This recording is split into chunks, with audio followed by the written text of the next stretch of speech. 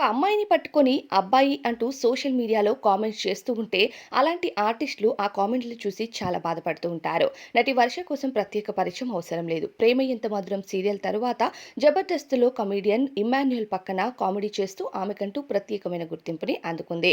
ఒకానొక టైంలో జబర్దస్త్ షోలో అబ్బాయిలు అమ్మాయిలు గెటప్ వేసి సందడి చేసేవారు. ఇక వర్ష కూడా అలానే అబ్బాయి అయ్యుండొచ్చు, అమ్మాయి గెటప్లో కనిపిస్తుంది అంటూ ఆమె పైన ఎన్నో ట్రోల్స్ వచ్చాయి. కానీ జబర్దస్త్ టీఆర్పీ కోసం అవన్నీ భరించాల్సి వచ్చింది.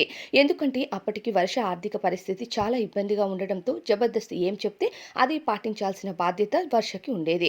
ఆ తరువాత ఇమ్మాన్యుయల్‌తో ప్రేమ అని చాలా వార్తలు వచ్చాయి. వీరిద్దరికీ బ్రేకప్ జరిగింది అనే వార్తలు కూడా సోషల్ మీడియాలో వైరల్ అయ్యాయి.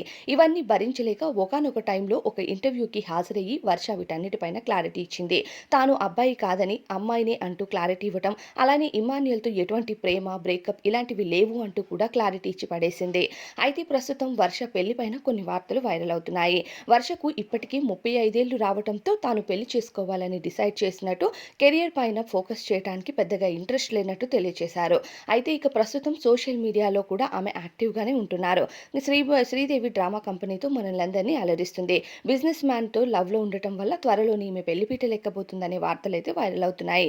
కానీ ఇప్పటి వరకు వర్ష మాత్రం ఆమె పెళ్లి కోసం ఎటువంటి క్లారిటీ ఇవ్వలేదు. మరి వీటన్నిటిపైన వర్ష ఎప్పుడు స్పందిస్తుందో వేచి చూద్దాం.